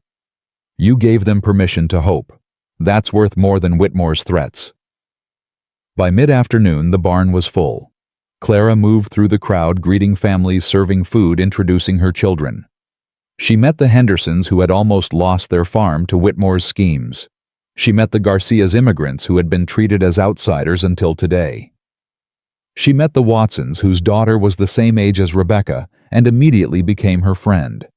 Everywhere she looked, she saw people reaching out to each other, sharing food, sharing stories, sharing the simple warmth of community. "You did this," Martha Sullivan said, appearing at Clara's elbow. The old woman's eyes were suspiciously bright. "You and Jacob. This is what I've been waiting years to see. It's just a gathering. It's more than that, and you know it." Martha looked around the barn. "Look at them. Families who've been too scared to talk to each other. Neighbors who forgot how to be neighbors. You're reminding them who they can be." Clara felt tears prick her eyes. "I just wanted to prove we're not demons." "Honey, you've proved a lot more than that." Martha patted her arm. "Now go find that man of yours. I think he's looking for you." Clara found Jacob near the barn doors, watching the crowd with an expression she couldn't read. "What are you thinking?" she asked. "I'm thinking Elizabeth would have cried if she could see this." His voice was rough with emotion. "I'm thinking she's probably watching from somewhere, happy that her dream finally came true." "It's your dream now too." "No." He turned to look at her, and his eyes were shining. "It's ours." Then Elijah's voice cut through the noise. "Mama! Mr. Jacob! There's more people coming." Clara looked toward the road. Her blood ran cold. Cornelius Whitmore was riding toward the ranch, flanked by the Reverend Victoria Ashworth, and a dozen men Clara didn't recognize. They weren't coming to celebrate. They were coming for war. Get the children inside, Jacob said quietly. Jacob. Now Clara. Whatever happens, the children stay safe. Clara wanted to argue, wanted to stand beside him the way she had before. But she looked at the hard faces of the approaching riders, and she knew he was right. She gathered her children. She herded them toward the house, and she prayed that the hope they'd built wouldn't be destroyed before the night was over. Jacob stepped forward to meet them. The families in the barn had gone quiet. Children pressed against their mothers. Men moved toward the doors, uncertain, afraid. Years of Whitmore's power hung in the air like a threat. Clara watched from the porch, her children gathered behind her. Samuel stood at her shoulder, his jaw tight. Abigail held Lily close.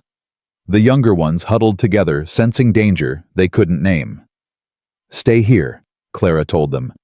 No matter what happens, stay here. Mama, Samuel started. Promise me. Samuel's eyes met hers. He saw something there that made him nod. I promise. Clara walked toward the barn. Whitmore had dismounted. He stood in front of Jacob, that cold smile on his face, surrounded by his men. Victoria hung back watching.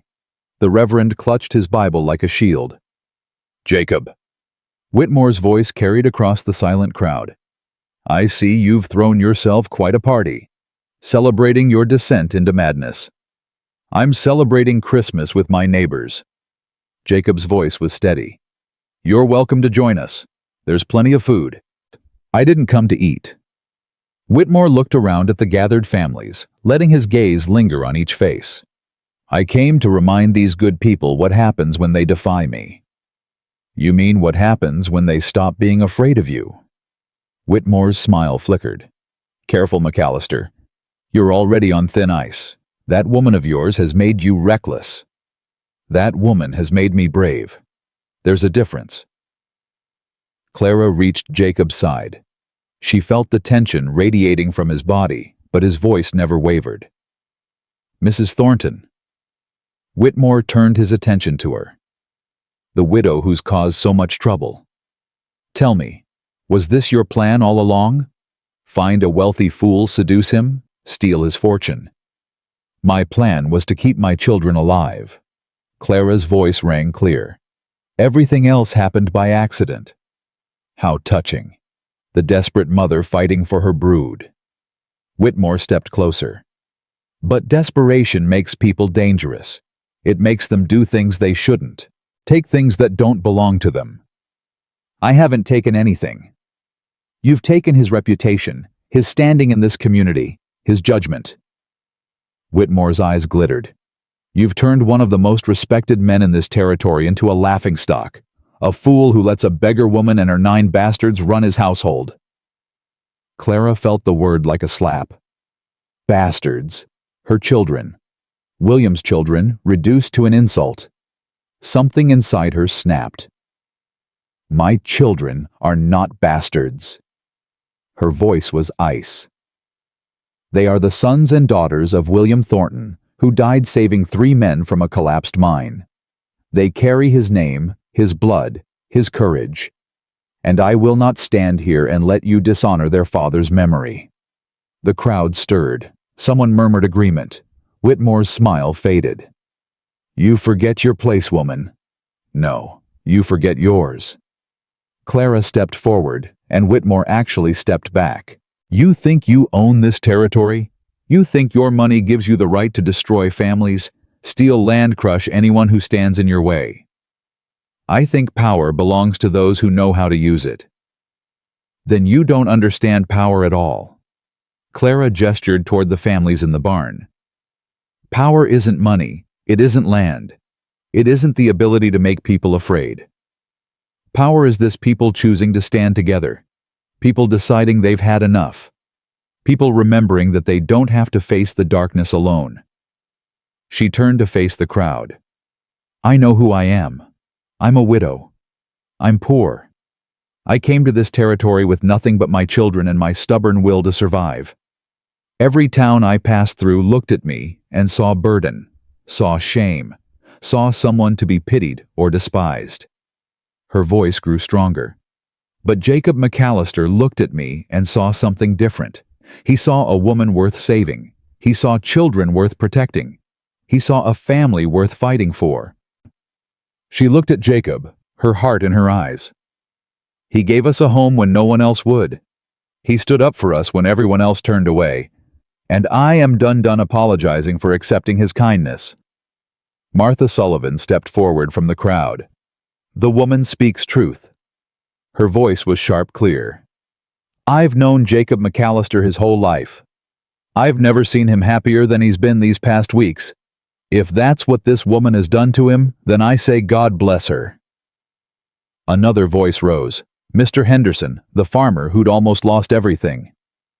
Whitmore threatened to foreclose on my land if I came here tonight. I came anyway, because I'm tired of living in fear. Tired of letting one man decide who deserves to survive and who doesn't. More voices joined. My family would have starved last winter if Jacob hadn't paid our debts. Whitmore charged my wife double for medicine when our son was sick. Said it was market rate. He's been bleeding this territory dry for years. When does it end? The crowd was shifting, moving. People who had been afraid were finding their voices. People who had been silent were stepping forward. Whitmore's face had gone pale. His men shifted uneasily. You're making a mistake, he said, but his voice had lost its confidence. All of you. I have resources you can't imagine. I can destroy every family here. Then destroy us. The voice came from the back of the crowd. A young man Clara didn't recognize pushed forward. Destroy all of us, because we're done. We're done being scared. We're done letting you decide who matters and who doesn't. We're done. The crowd roared agreement. Whitmore looked around at the faces surrounding him. Angry faces, determined. Faces that had finally found their courage. For the first time, Clara saw fear in his eyes. Real fear. This isn't over, he said, backing toward his horse. You'll regret this. All of you. Maybe. Jacob's voice was calm. But at least we'll regret it together. Whitmore mounted his horse. His men followed.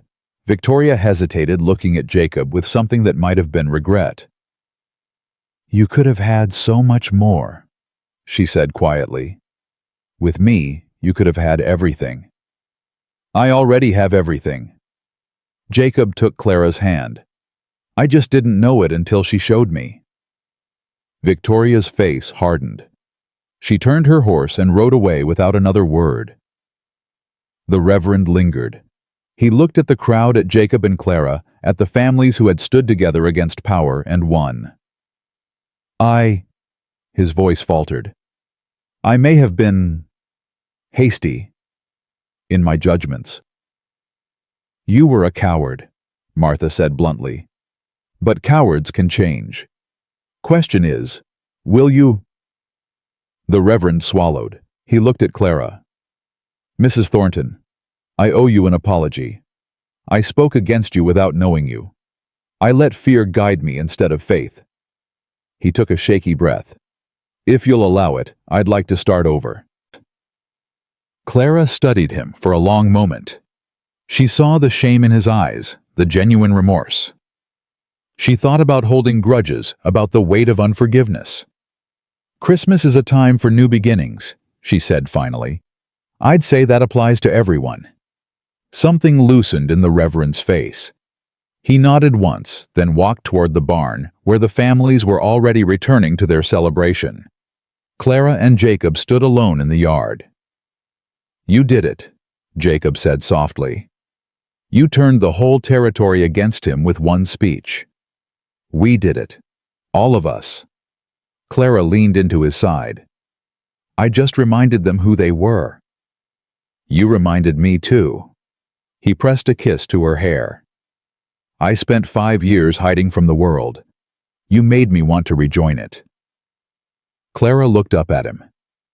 Jacob, earlier what you said about falling in love with me. I meant every word. I know. She took a breath. I need you to know something. I'm not ready to replace William. I don't think I ever will be. He'll always be part of me, part of my children, part of who I am. I'm not asking you to replace him. I know that too. Clara's voice softened. What I'm trying to say is I have room, in my heart, for both of you. William will always be my first love. But you? She touched his face. You could be my last. Jacob's breath caught. Clara Thornton. His voice was rough with emotion.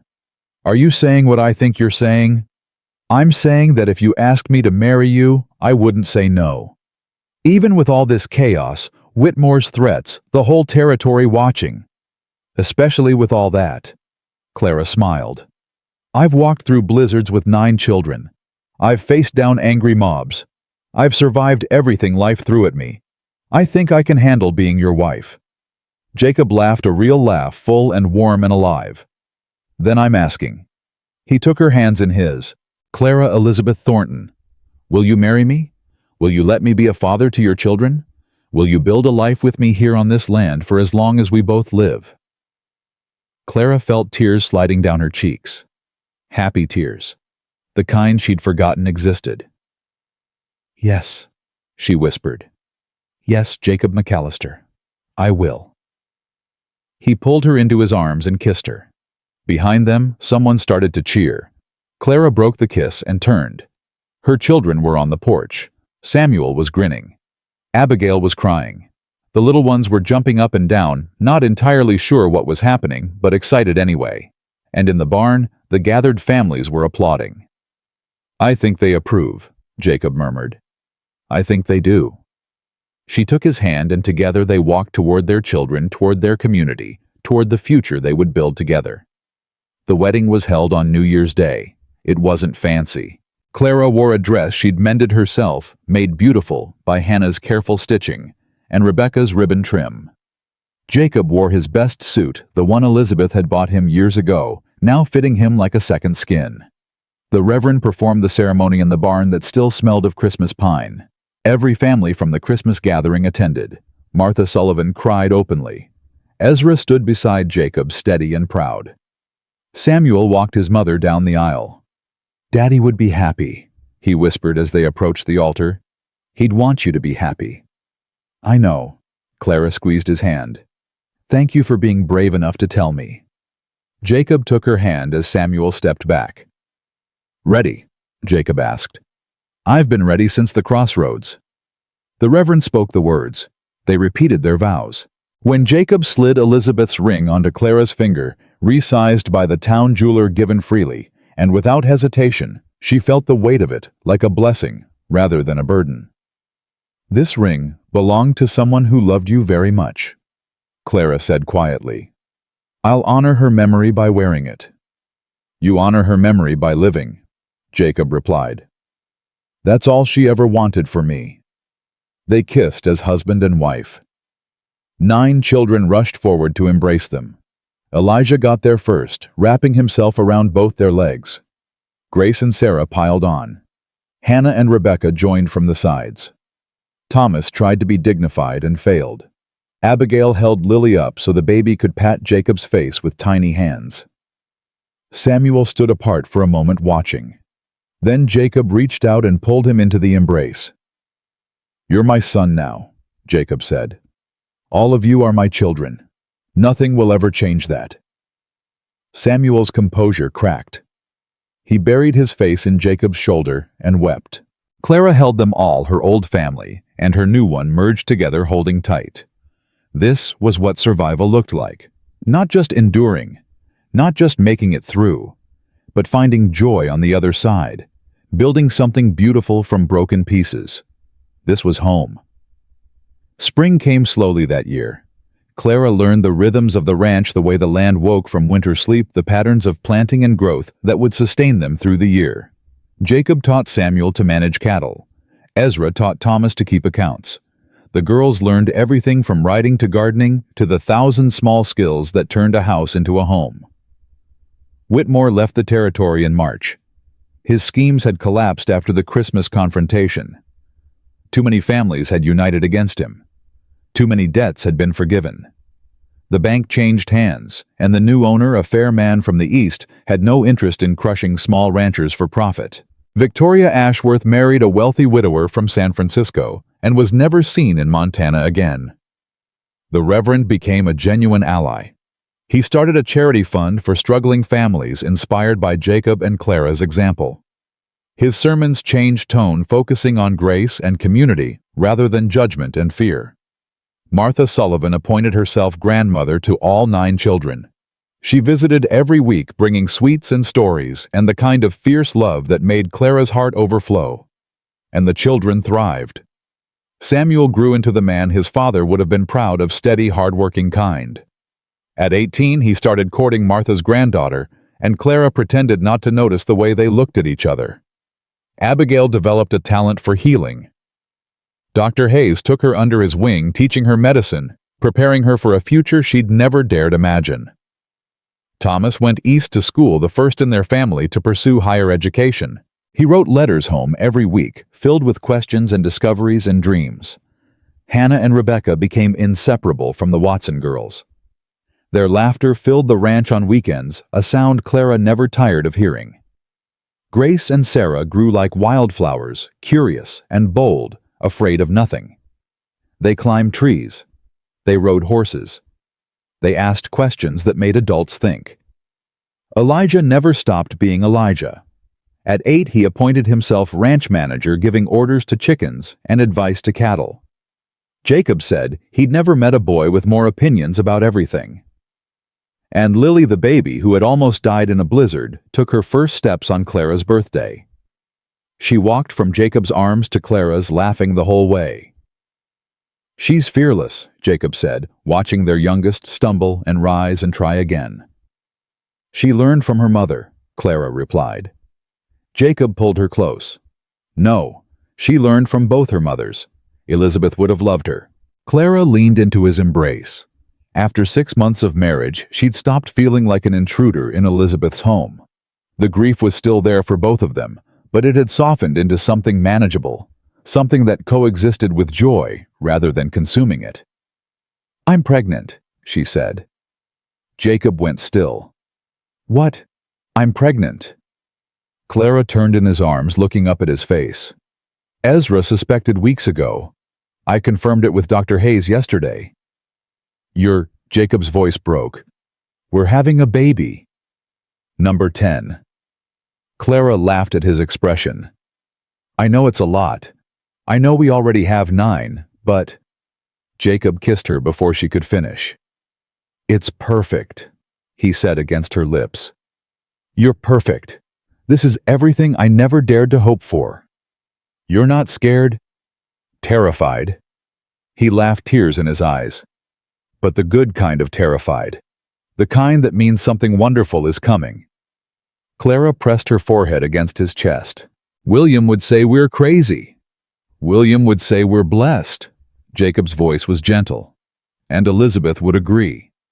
Clara thought about that, about the 2 people who had loved them first, who had given them the capacity to love again. She liked to think they were watching somewhere, pleased that their losses had led to something beautiful. "We should tell the children," she said.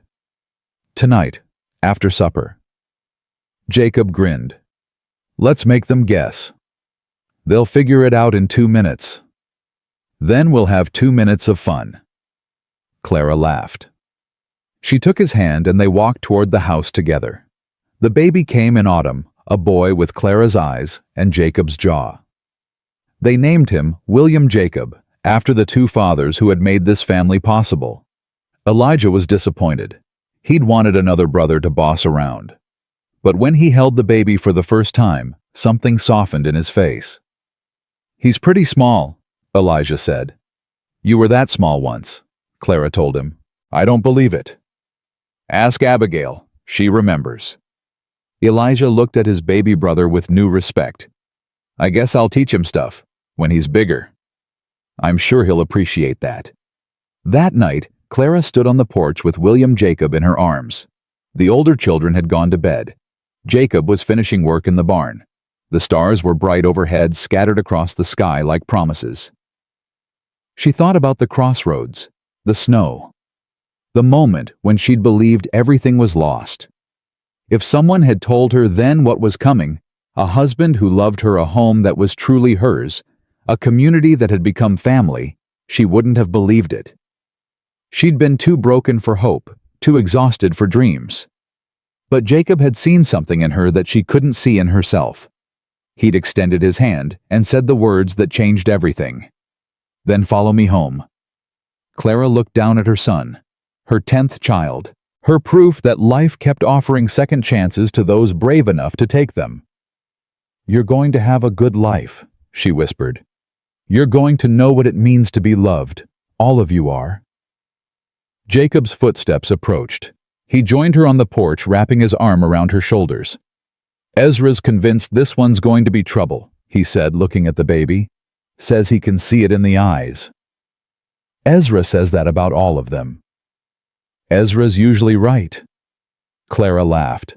She leaned into Jacob's warmth, feeling the solid reality of him, this man who had become her partner, her protector, her home. "Do you ever regret it?" she asked. "Taking us in, all the chaos we brought into your life?" "Not for 1 second." Jacob's voice was certain. "You brought noise into a house that was too quiet. You brought life into rooms that were dying. You brought me back from wherever I'd gone after Elizabeth." He kissed her forehead. "You saved me, Clara, just as much as I saved you. We saved each other. That's what families do." Clara closed her eyes. She thought about William Thornton, who had loved her first and best, who had given her 9 beautiful children before leaving too soon. She thought about Elizabeth McAllister, who had loved Jacob enough to want him happy even after she was gone. She thought about all the people who had helped them reach this moment. Martha, Ezra, Dr. Hayes, the families who had stood together against fear. She thought about her children sleeping inside, dreaming dreams that would carry them into futures she couldn't imagine. And she thought about herself, the widow at the crossroads who had believed she had nothing left to give. She had been wrong. "I love you," she said to Jacob. "I love you too." He held her closer. Today, tomorrow, every day after. The stars wheeled overhead. The wind whispered through the pines. Somewhere in the house, Lily cried out in her sleep, and Grace's voice murmured comfort. Clara smiled. She had walked through blizzards and stood against enemies and built a life from nothing but love and stubborn hope. And now, finally, after all the roads she'd traveled, all the doors that had closed in her face, all the nights she'd wondered if morning would come, she was home. Not because of the land or the house or the money. Because of the family surrounding her. The children who called her mama. The man who called her wife. The community that called her neighbor. Because home was never a place. It was people. It was choosing to love someone even when love was terrifying. It was building something beautiful from broken pieces. It was standing at a crossroads, taking a stranger's hand, and having the courage to follow him home. Clara Elizabeth McAllister held her son, leaned into her husband's embrace, and let the peace of belonging wash over her like grace. The widow who had whispered she was lost had finally found where she belonged, and she would never be lost again.